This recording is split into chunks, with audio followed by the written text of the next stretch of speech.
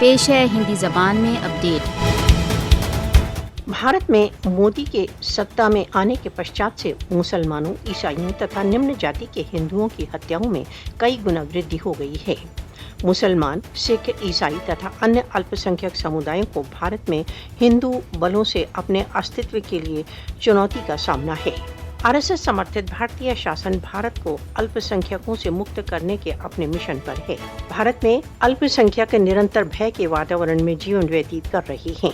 मोदी के नेतृत्व की भारतीय सरकार भारत में अल्पसंख्यकों के विरुद्ध निरंतर आरएसएस विचारधारा थोपने में लगी हुई है। मुसलमानों तथा अन्य अल्पसंख्यक समुदायों के विरुद्ध घृणा के अपराध मोदी के भारत में खतरनाक सीमा तक बढ़ चुके हैं। मोदी ने भारत को अल्पसंख्यकों के लिए एक असुरक्षित स्थान बना दिया है। मोदी हिंदुत्व आदेशों के अनुसार भारतीय नीतियों का गठन कर रहा है।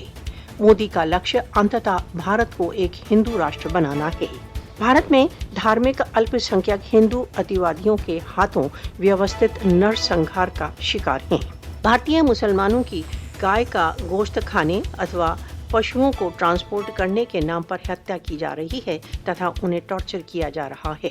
अल्पसंख्यकों की हत्या तथा उन पर अत्याचारों ने नई दिल्ली की प्रजातांत्रिक व्यवस्था पर कई प्रश्न खड़े कर दिए हैं।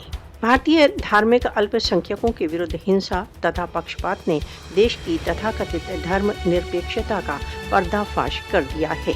विश्व मानव अधिकार संगठनों को भारत में धार्मिक अल्पसंख्यकों को बचाने के लिए आगे आना चाहिए।